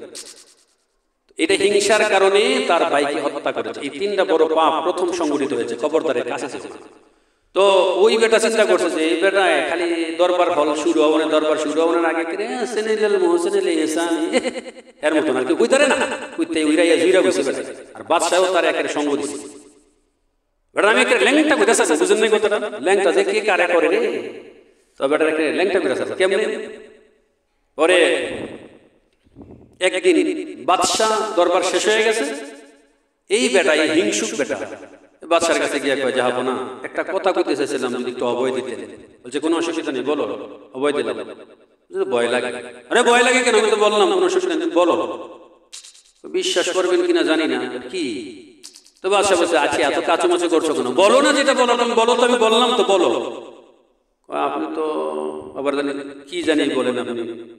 দেখো আমি একবারই বলছি, তুমি যেটা বলো বলে যাবো না। আপনি যে হেরে এত সঙ্গ দিলে, এত একেবারে দরবার শুরু হওয়ার আগে মানুষের নসিহত করে, হে যে কেমন মানুষ, হে যে আপনার ভালো চায় না, এটা কি আপনি জানেন? আপনি তো বিশ্বাস হইব না। কি বলো তুমি, কথাবার্তা ঠিক করে বলো। যাবো না, আমি দায়িত্ব নিয়ে বলতেছি, বুঝলেন? আল্লাহর কসম, এই ধরনের মানুষের কসম করতে কোনো সময় লাগে না।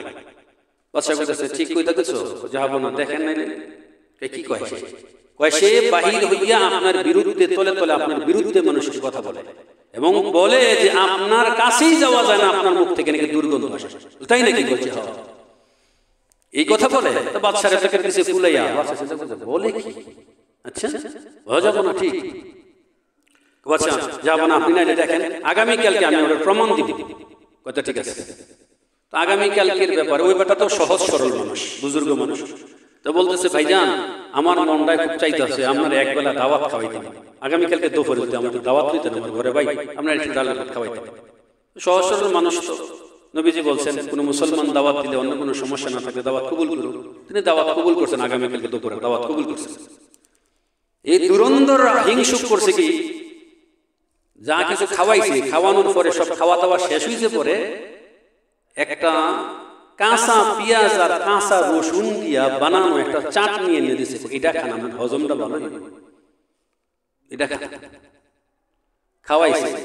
খাওয়ানোর পরে এমনি, আরে ভাইজান একটা কথা তো জরুরি কথা বলতে ভুলে গেছিলাম, সর্বনাশা, হারে আপনার তো বলা দরকার। বলছে কি ভাই? বলছে যে বাদশাহ যাবো না আমাকে বলছিলেন আপনাকে যেন খবর দিই, উনি আপনাকে আজকে এই 3:30টার মধ্যে দেখা করতে বলছে, তাই নাকি? বলছে জি জি জি, 3:30টার সময় আপনার ওনার সাথে দেখা করতে বলছে। এখন হিসাব কিতাব করে দেখে ওই বুজুর্গদের যে সর্বনাশ, এখন যে সময় হয়ে গেছে 3:30টার কাছাকাছি প্রায় যেই গেছে, তো বাদশাহ বলে তো যাওয়া লাগবে। এখন চিন্তা করে গেছে সর্বনাশ, আমি যে এখন এই যে পেঁয়াজ আর কাঁচা পেঁয়াজ আর কাঁচা রসুন খাইলাম, আমার তো মুখে থেকে দুর্গন্ধ বেরোবে, আমি বাদশার সামনে কথা কো মুখে নেই, আয় আল্লাহ, তো বাদশাহ তো কষ্ট, কথা বুঝছেন আপনারা? এবারে চিন্তা করে কি, এই চিন্তা করে আমি যে কথা বলবো আমার মুখ থেকে কাঁচা পেঁয়াজ আর রসুনের দুর্গন্ধ বেরোবে, তো বাদশার কষ্ট হবে। তো তিনি করছে কি, আমরা এখন মাস্ক ব্যবহার করি না, তো ভদ্রলোক একটা মাস্কের মতো এরকম মাস্ক দিয়া নাক মুখটা ভালো করে ডাইকিয়া বাদশার কাছে গেছে, সালাম দিয়ে কথা বলতেছে। বাদশার তো আগেই ওই যে গতকালকে বইলা গেছে যে আপনা, হ্যাঁ কই আপনার মুখ থেকে নাকি দুর্গন্ধ বেরোয়, কঠিন দুর্গন্ধ বেরোয়, আপনার সাথে কথা বলা যায় না, এটা মানুষের এসে বইলা বেরোয়। বাদশা দেখে ঘটনা তো মনে তাহলে ঠিক, কারণ সে আমার এই কথা বলতেছে, সে তার মুখটা কেন ঢাইকা রাখছে, তাহলে বুঝতে যাচ্ছে ওই তার বক্তব্য সঠিক। বাদশাহ যা বুঝার বুঝছেন, বুঝে চিন্তা করছেন, ঠিক আছে বেটা, তোরে আমি এতটা বিশ্বাস করি আর তুই তলে তলে এই কথা আমার কথা বলস, ঠিক আছে যা। বাদশাহ একটা অভ্যাস ছিল, হযরত আবু আব্দুল্লাহ মুজানি রাহমাতুল্লাহ তিনি বলেন, বাদশার একটা অভ্যাস ছিল কোনো বিষয়ে যদি কোনো সিদ্ধান্ত লিখলে নিজের হাত দিয়ে লিখতেন, কোনো রায় লিখলে নিজের হাত দিয়ে লিখতেন। তো তিনি একটা কাগজের মধ্যে একটা রায় লিখলেন, লিখে একটা ইনভেলপের মধ্যে বইরা সুন্দর করে একটা সিল স্বাক্ষর দিয়া এই বুজুর্গের কাছে বলতেছেন যে তুমি অমুককে আমার প্রধান সেক্রেটারিকে তো তুমি চিনো? জি জি আপন আমি চিনি। বলছে যে এই চিঠিটা নিয়ে প্রধান সেক্রেটারির কাছে নিয়ে দিবা অমুক জায়গায়। বলছে জি জি আপন। তো চিঠিটা নিয়ে গেছে। হ্যাঁ যে তুরন্দর যে হাংসাত হিংসুক হ্যাঁ তো বাহিরে বসা, হ্যাঁ যখন দেখছে যে দেখি কি অবস্থা, হ্যাঁ যখন দেখছে যে বাদশার একটা চিঠি, রাষ্ট্রীয় চিঠি, রাষ্ট্রীয় দূতের কাছে যেটা পাঠায় সেইটা তার মাধ্যমে দেওয়ার বলছে অমুক জায়গায়। বলছে ভাই ভাই তারান তারান তারান তারান। বাদশাহ কথা হয়েছে? বলছে হ্যাঁ কথা হয়েছে। বলছে তারপরে? ওই কথা হওয়ার পরে বাদশাহ আমাকে চিঠি দিয়ে প্রধান সেক্রেটারির কাছে নিয়ে যাওয়ার জন্য বলছে। বলছে তাই নাকি? বলছে এই চিন্তা করছে দেখেন হিংসুক তো আবার লোভীও। এই চিন্তা করছে আল্লাহ চাইলাম কি হইয়া গেল বাড়ি, আমি চাইলাম হেরে একটা শাস্তি দেওয়ার লেগে, হেরে বাদশাহ একেবারে প্রধান একেবারে দূতের মর্যাদা দিয়ে আবার তার কাছে আরেকজনের কাছে পাঠাইতেছে, মুশকিল। বলছে যে ভাইজান কিছু মনে না করলে চিঠিটা আমার কাছে দেন, আমি নিয়ে পৌঁছাই দিই। বুঝছেন নি কথাটা? হ্যাঁ আমার কাছে না না না ভাই না না আপনার কাছে না, আমাকে বলছে যে আপনার পৌঁছানো। আরে ভাই চিঠি পৌঁছানো হইল কথা, আপনি বসেন তো, আপনি বুজুর্গ মানুষ, আপনি আমি কতটা শ্রদ্ধা করি ভক্তি করি আপনি জানেন, আপনি থাকেন। চিঠিটা পৌঁছানো হলো কথা, বাদশার চিঠিটা পৌঁছানো দরকার নেই, পৌঁছানো দরকার, আমি পৌঁছে দিতেছি, জান আপনি বসে, আপনি বিশ্রামে যান। না পারতে হইয়া বাধ্য হইয়া তিনি তার চিঠিটা দিয়ে দিলেন এর কাছে। এই চিঠি লইয়া গেছে, চিঠি লইয়া গেছে, যাওয়ার পরে প্রধান সেক্রেটারির কাছে নিয়ে চিঠি দিছে। চিঠির ভিতরে কি লেখা এটা তো হ্যাঁ জানা না, হ্যাঁ মনে করছি এটা লইয়া গেলে আমার বড় পুরস্কার দিব, হ্যাঁ এই পুরস্কারটা দিয়ে তো এই পুরস্কারটা যাতে করে হ্যাঁ ঘরের মধ্যে শোয়াই রাখলাম আর আমি এই পুরস্কারটা পাইয়া যাবো। বুঝছেন না কথাটা? আহসিনু ইলাল মুহসিনি লিইহসানিহি ফাইন্নাল মুসিআ সায়াকফিকাহু ইসাতুহু। যে উপকারী মানুষের উপকার স্বীকার করো, তার সাথে নাফরমানি করো না, তার দুর্ব্যবহার করো না, তার অপকার করো না, তার ক্ষতির চেষ্টা করো না। কারণ যে ব্যক্তি উপকারী মানুষের উপকার পাওয়ার পরেও মানুষের সাথে দুর্ব্যবহার করে, মানুষের অকল্যাণের চিন্তা করে, তার অকল্যাণের চিন্তা, তার মন্দ কাজ তার ধ্বংসের জন্য যথেষ্ট হয়। এইবার ওই চিঠিটা নিয়ে যখন প্রাইভেট প্রধান সেক্রেটারির কাছে দিলেন, প্রধান সেক্রেটারি সাহেব এই চিঠিটা পড়ার পরে এবার বলতেছে তুমি কিভাবে মরবে বলো, তুমি কেমনে মরতে চাও, তোমার শেষ কোনো চাহিদা আছে কিনা, সময় বেশি নাই। বলছে বললাম না। বলছে এই যে দেখো লেখা আছে এই পত্রবাহক তোমার কাছে পৌঁছার সাথে সাথে তাকে তুমি হত্যা করবে, তুমি তাকে হত্যা করেছো নিশ্চিত আমাকে খবর দেওয়ার জন্য তার মস্তকটাকে পেঁচাইয়া আমার কাছে আরেকজনের মাধ্যমে পাঠাইয়া দিবা। বুঝছেন তো? এইবার বলতেছে পরে না আমি এই পত্রবাহক না, বলছে অন্য কোনো কথা এখানে লেখা নাই, কোনো টিকা টিপ্পণীও দেওয়া নাই, এটাই লেখা আছে পত্রবাহককে হত্যা করে তার মস্তকটা আমার কাছে পাঠাইবা।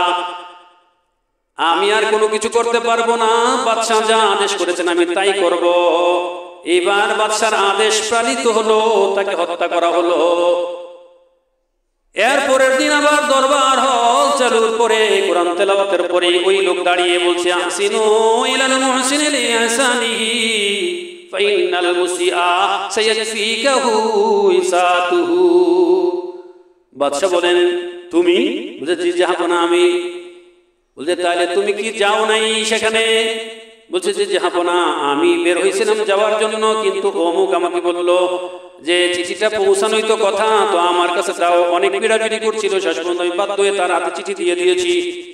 এবার বাদশা চিন্তা করে ব্যাপার কি, যার ব্যাপারে কঠিন অভিযোগ ছিল সে কেমন করে বেঁচে গেল আর অমুক কেমন করে মরে গেল ওটা আমাকে জানতে হবে। বলেছে তুমি দরবার শেষ হওয়ার পরে আমার এখানে বসবে। যাওয়ার পরে বলতেছে তুমি গত পরশুদিন আমার কাছে যখন এসেছিলে তখন তুমি আমার কাছে মুখ ঢেকে এসেছিলে কেন? বলে জাহাপনা আমাকে দাওয়াত করেছে তার বাড়িতে, খাওয়া দাওয়ার পরে কাঁচা রসুন পেঁয়াজের চাটনি খাওয়ানোর পরে বলছে আপনার কাছে জরুরি ভিত্তিতে আপনি নাকি তলব করেছেন আমাকে আসতে হবে। আমি দেখলাম এখন মুখ পরিষ্কার করার কিংবা দাঁত ব্রাশ করার অন্য কোনো সুযোগও নাই, সময় হয়ে গেছে, তড়িৎ আমি আপনার কাছে আসলাম। যেহেতু কাঁচা পেঁয়াজ রসুন আমি খেয়েছি এই জন্য আমার মুখ থেকে তখন বের হচ্ছিল দুর্গন্ধ, আমার মুখের দুর্গন্ধ যাতে করে আপনার নাক দিয়ে গিয়ে আপনি কষ্ট না পান, এই জন্য আপনাকে কষ্ট থেকে বাঁচানোর জন্য আমি মাস্ক পরে এসেছি, আপনার যেন কষ্ট না হয়। এবার বাদশা বলতেছে তাহলে তোমাকে তোমার পদে বহাল রাখা হলো। আসলেই ঠিক, তুমি যেটা বলো এটাই ঠিক, যারা উপকারের উপকার স্বীকার করে না, বরং মানুষের ক্ষতির চিন্তা করে, তাদের এই দুষ্কর্মই মানুষের ক্ষতির জন্য, ধ্বংসের জন্য যথেষ্ট। সে তার মন্দ কাজের জন্য তার ঠিকানায় এসে চলে গেছে। এজন্য হিংসাকারী যারা, তাদেরকে এই রাত্রিতে ক্ষমা করা হবে না। 2 নম্বর যেটা, হিংসুকদেরকে ক্ষমা করা হবে না। মহতারাম হাজিরিন, শুধু আমি আপনাদের সূচি আকারে বলে দিয়ে আমি শেষ করে দিচ্ছি কথা। তারপরে কাতি ও রহমিন, 3 নম্বর হলো যারা আত্মীয়তার সম্পর্ক ছিন্ন করে, তাদেরকে এই রাত্রিতে ক্ষমা করা হবে না।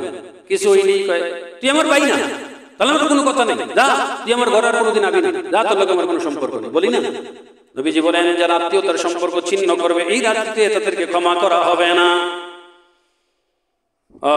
5 নম্বর হলো মুসবিলু ইজারিন, যারা টাকনু গিরার নিচে কাপড় পরিধান করবে, যে সকল পুরুষ লোকেরা টাকনু গিরার নিচে কাপড় পরবে এই রাত্রিতে তাদেরকে ক্ষমা করা হবে, ক্ষমা করা হবে না।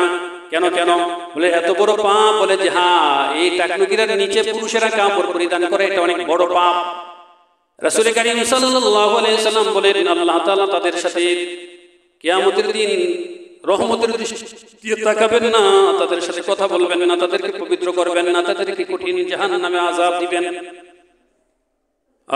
কারা? তাদেরকে যারা টাকনু গিরার নিচে কাপড় পরিধান করবে। রাসূলুল্লাহ সাল্লাল্লাহু আলাইহি ওয়াসাল্লাম বলেন ইন্নাল্লাহা লা ইয়াকবালু সালাতা রাজুলিন মুসবিলিন ইজারাহু, নবীজি বলেন যে সকল পুরুষ লোকেরা টাকনু গিরার নিচে কাপড় পরিধান করে তাদের নামাজ আল্লাহ তাআলা কবুল করেন না।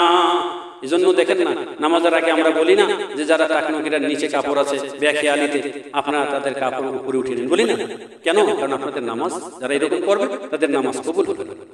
অন্য এক হাদিসে রাসূলুল্লাহ সাল্লাল্লাহু আলাইহি ওয়াসাল্লাম বলেন মান জাররা ইজারাহু বাতারান, যে ব্যক্তি অহংকার বশত টাকনুর নিচে কাপড় পরবে আল্লাহ তাআলা তার প্রতি রহমতের দৃষ্টিতে তাকাবেন না। হাসরের দিন আল্লাহ তাআলার রহমতের দৃষ্টি আমাদের উপরে দরকার নাকি দরকার নাই? দরকার আছে ভাই, আছে। এটা একটা পাপ, বড় পাপ, কিন্তু এই পাপটা গুনাহ এমন একটা গুনাহ, গুনাহে বেলজ্জত, এই গুনার মধ্যে কোনো মজা নেই, মজা সারা গুনাহ। আচ্ছা বলেন তো, টাকনু গিরার নিচে কাপড় আর উপরে কাপড়, টাকনু গিরার নিচে কাপড় পরলে বিশেষ কোনো মজা আছে? যারা পরে তাদের বিশেষ কোনো মজা আছে ভাই? তাইলে আমরা আল্লাহ তাআলার রহমতের দৃষ্টি চাই, আমাদেরকে গুনাহ মাফ করুক এটা চাই, আল্লাহ তাআলার ক্রোধ আমাদের প্রতি না পড়ুক, আল্লাহ তাআলার রহমতের দৃষ্টি আমাদের উপরে পড়ুক, এটাই আমরা সকলে চাই। আমার ভাইয়েরা, তাহলে আপনাদের প্রতি করজোরে আপনাদের প্রতি নিবেদন করছি, আসুন আমাদের যাদের না জানার কারণে, অজ্ঞতার কারণে কিংবা বেখেয়ালির কারণে, এতটা গুরুত্ব না দেওয়ার কারণে আমরা টাকনু গিরার নিচে কাপড় পরতে অভ্যস্ত ছিলাম এতদিন, টাকনু গিরার নিচে আমরা প্যান্ট পায়জামা লুঙ্গি পরতাম, আজ থেকে কি আমরা ওয়াদা করতে পারবো যে আমরা এখন থেকে আর টাকনু গিরার নিচে কাপড় পরবো? পারবো ভাই? ওয়াদা করতে পারবো? পারবো ইনশাআল্লাহ? হ্যাঁ পারবো। আমার আল্লাহকে একটু দেখাই তো কারা কারা পারবো এখন থেকে আর টাকনু গিরার নিচে কাপড় পরবো না ইনশাআল্লাহ? ইনশাআল্লাহ। আল্লাহ আপনি আমাদেরকে তৌফিক দান করেন। জি ভাই, হাত নামায়। এই যে কথাটা বলছি, এটা ইমানদারির সাথে বলছি তো, নাকি কপটতার সাথে বলছি? ইমানদারির সাথে বলছি তো। তাহলে এখন থেকে ইনশাআল্লাহ আমাদের টাকনু গিরার নিচে আর কাপড় পরবো না তো আমরা ইনশাআল্লাহ। যাদের কাপড় টাকনু গিরার নিচে থাকবে সেই কাপড়গুলো আমরা টাকনু গিরা পর্যন্ত রেখে, উপর পর্যন্ত রেখে, বাকি অংশটা কেটে আমরা সেলাই করে নেব ইনশাআল্লাহ। ঠিক আছে না ভাই?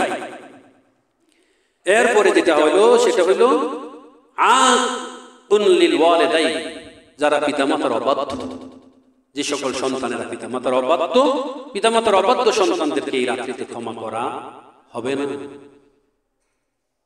আমার ভাইরা, আমরা আল্লাহ তাআলার ক্ষমা চাই, এই রাত্রের রহমত বরকত আমরা পাইতে চাই। এজন্য যাদের কাজের কারণে, কর্মের কারণে, আচরণের কারণে, কথাবার্তার কারণে বাবা মা কোন সন্তানের প্রতি যদি নারাজ থাকে, তাহলে আমরা আজকেই বাবা মায়ের সাথে আমরা সম্পর্কটা ঠিক করে নেব ইনশাআল্লাহ। করবো না ইনশাআল্লাহ? ভাই গো, বাবা মায়ের অনুগত যে সকল সন্তানরা, আজ তো অনেক লম্বা কথা হয়ে গেছে, আসলে বেশি লম্বা কথা হইলে প্রথম কথা পরের কথা, প্রথম কথাকে ভুলে যায়, এরপরে আর বিরক্তিও লাগে। যদিও কথা আমি বলতেছি, কষ্ট আমার হইতেছে, কিন্তু আমরা বসে থাকতে ওদের কিছু কষ্ট কিন্তু কম না। মুহতারাম হাজরিন, পিতামাতার অনুগত সন্তানদেরকে আল্লাহ তাআলা 5টা পুরস্কার দেন। কয়টা পুরস্কার দেন? পিতামাতার অনুগত সন্তানদেরকে, বাধ্যগত সন্তানদেরকে, পিতামাতার সেবা যত্নকারী সন্তানদেরকে আল্লাহ তাআলা কয়টা পুরস্কার দেন? 1 নম্বর হলো তৌলুল হায়াত। আল্লাহ তাআলা পিতামাতার অনুগত সন্তানদেরকে দীর্ঘ হায়াত দান করেন, লম্বা হায়াত দান, দীর্ঘজীবী করেন। এটা মনে আমরা চাই না, দীর্ঘদিন বেঁচে থাকি এটা চাই না, নাকি রাস্তাঘাটের মধ্যে হঠাৎ করে মরে যেতে চাই? তোলে হায়াত। 2 নম্বর হলো হেফাজতে মুসিবত, মুসিবত থেকে আল্লাহ তাআলা হেফাজত করেন পিতামাতার দোয়ার বরকতে, পিতামাতার অনুগ্রহ সন্তানদেরকে। মনে করেন সন্তান বাহিরে গেছে কাজ করতে, হঠাৎ করে এমনি আকাশে খুব মেঘ, আকাশে বিজলি চমকাইতেছে, হ্যাঁ বিদ্যুৎ চমকাইতেছে, মুহুর্মুহু বজ্রপাত হইতেছে। এমন সন্তান তো বাহিরে গেছে, মা যখন দেখলো যে সর্বনাশ বজ্রপাত হইতেছে, মা হাত তুলে দোয়া করছে, আল্লাহ আমার বুকের মানিক বাইরে গেছে, আল্লাহ আল্লাহ বজ্রপাত থেকে, ঝড় তুফান থেকে, আল্লাহ বিপদ থেকে আমার ছেলের তুমি বাঁচাও। হয়তোবা তার কোনো পাপের কারণে আল্লাহ তাআলার পক্ষ থেকে নির্দেশ হলো ফেরেশতারা তার মাথার উপরে ঠাডা ফেলা, কিন্তু মা দোয়া করছে, আল্লাহ কিন্তু ফেরেশতারা বলেছে আল্লাহ এখন কি করব? আল্লাহ বলেন মায়ের দোয়া, মায়ের দোয়ার কারণে তার মাথার উপর থেকে ঠাডা ফেলাই দিয়া দূরে সরাইয়া দিয়ে অন্য জায়গায় খালি জায়গায় ফেলা। মায়ের দোয়ার বরকতে আল্লাহ তাআলা সন্তানের উপরে বদ আমলের কারণে মুসিবত আইসা দেওয়া মুসিবতটাকে আল্লাহ তাআলা ফিরাইয়া নেয়, মুসিবত থেকে আল্লাহ তাআলা নিরাপত্তা দান করেন। আমার ভাইরা 3 নম্বর হলো আল্লাহ তাআলা তাদেরকে ইজ্জত সম্মান দান করেন। আল্লাহ তাআলা সম্মান দান করেন, ইজ্জত দান করেন। যে জায়গায় পৌঁছার কথা না সন্তান তার যোগ্যতার বলে আল্লাহ তাআলা সেই জায়গায় পর্যন্ত পৌঁছায়া দেন বাবা মায়ের দোয়ার বরকতে। 3 নম্বর হলো আল্লাহ তাআলা পিতামাতার অনুগত সন্তানদেরকে, বাধ্যগত সন্তানদেরকে, সেবা যত্নকারী সন্তানদেরকে আল্লাহ তাআলা বাইতুল্লাহর তাওয়াফ করা, নবীর রওজা জিয়ারত করার সৌভাগ্য দান করেন। টাকা নাই, পয়সা নাই, অর্থ নাই, যাওয়ার ব্যবস্থা নাই, মনটায় চায় কিন্তু যাইতে পারে না, টাকা নেই। নবীজি বলেন তুমি তোমার বাবা মায়ের সেবা যত্ন করে যদি তোমার বাবা মায়ের দোয়া পাইতে পারো, তোমার টাকা পয়সা কিচ্ছু নাই, কিন্তু আল্লাহ তাআলা তোমাকে এরপরে একেবারে টাকা পয়সা ছাড়াও রিক্ত হস্ত মানুষকেও আল্লাহ তাআলা বাইতুল্লাহর তাওয়াফ করার সৌভাগ্য দান করবেন। এটা মনে বিশ্বাস হয় না? বিশ্বাস হয়নি আপনাকে? বিশ্বাস হয়? হ্যাঁ, আচ্ছা যাক, 4 নম্বর গেল তো। 5 নম্বর হলো আল্লাহ তাআলা তাকে,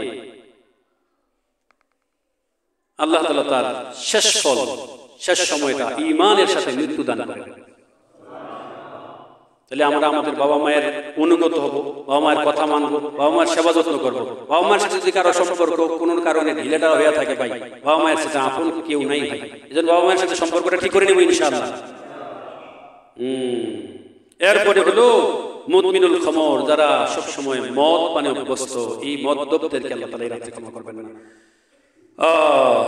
7 নম্বর হলো কাতিলুন নফস বিগাইরি হাক্কিন, যে অন্যায় ভাবে কোনো মানুষ হত্যা করে তাদেরকে রাতে ক্ষমা করা হবে না। মুহতারাম হাজিরিন, সময় শেষ, আলোচনাও শেষ। আচ্ছা বলেন, এখন আপনারা যদি মনে করেন যে হুজুর তাইলে আর কি দোয়া করে দেন, এলে যাই, মানে রাতে তো নাম করে ক্ষমা করতো না, আর আমার মধ্যে যদি পাপ থাকে, কোনো না কোনো পাপ, 7টার কোনো না কোনো পাপ থাকে, তাদের হুজুর কোনো থাকি কোনো লাভ নাই, যদি বিদায় করে দেন, বিদায় করে দেন, আগে কইতেন, আগে যেতাম গাবাইতে উড়িয়া থাকতাম, নিবাল আছে। এখন বয় রাখছেন কি? আরে বয় রাখে শেষ পর্যন্ত কইতেছেন 7 প্রকার মানুষকে মাফ করে হইতো না, মানে আমার মধ্যে এই সমস্যা থাকলে তো আমরা মাফ করতো না, তো এই রাতে বয়ে থেকে আমরা লাভ কি? মুহতারাম ভাই গো, আল্লাহ তাআলা তো সবই পারে। আমাদের যদি এই সমস্যা, যদি কোনো না কোনো সমস্যা যদি আমার মধ্যে থাকে, এই সমস্যা জিয়ায় রাখলে তো কোনো লাভ নাই। আমরা আজকে আল্লাহ তাআলার কুদরতি কদমে এমন ভাবে দোয়া করব যে আল্লাহ এই সমস্যা আমার মধ্যে আছে, দোষের অভাব নাই, আল্লাহ মানুষের জানে কয়টা, আমার মধ্যে পাপের অভাব নাই, কেউ জানে না, আল্লাহ তুমি জানো, আল্লাহ তুমি আমারে মাফ করে দাও, আল্লাহ তুমি আমারে মাফ করে দাও, আমার মধ্যে যত সমস্যা আছে সব সমস্যা থেকে আমি তোমার কাছে খাটিয়ে দিলে তওবা করছি, আল্লাহ তুমি আমারে মাফ করে দাও, এই ভুল, এই দোষ, এই অন্যায়গুলো আর আমি জীবনে করব না। যদি আমরা খাঁটি দিলে তওবা করতে পারি, তা আল্লাহ বলেন তুবু ইলাল্লাহি তাওবাতান নাসুহা, তোমরা আল্লাহ তাআলার কাছে খাঁটি দিলে তওবা করো, তাইবু মিনাজ যামবি কামাল্লা যামবা লাহু, তো গুনাহ থেকে তওবাকারী খাঁটি দিলে তওবাকারী মানুষকে আল্লাহ তাআলা এমন নিষ্পাপ বেগুনাহ মাসুম বানায়া দেন যেমন তার মায়ের উদর থেকে কেবল আজকে সে জন্ম লাভ করেছে।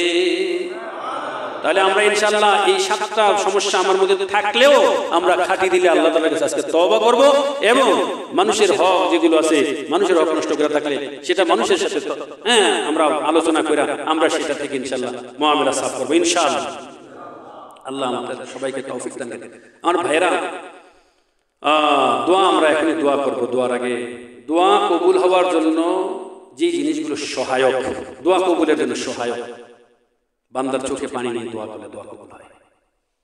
কারণ হলো, আপনি চিন্তা করেন, যারা বাবা হয়েছে তারা বুঝতে সহজ হবে। কোনো বাবা মায়ের কাছে যদি সন্তান কোনো জিনিস চায়, আব্বু এটা দাও, এটা দাও, এটা দাও, না ধ্যান এনে বসে ঝামেলা বাড়াইছে, সর তো সর, ধমক দেয় বারবার বারবার, বাবা তারে সর, আবার বিরক্ত করো। কিন্তু এক পর্যায়ে যদি বাবার কাছে সন্তান চোখে পানি ছেড়ে দিতে পারে, আচ্ছা বলেন তো বাবার দিলটা কি ওই আগের মতনই থাকবো নাকি নরম হবে?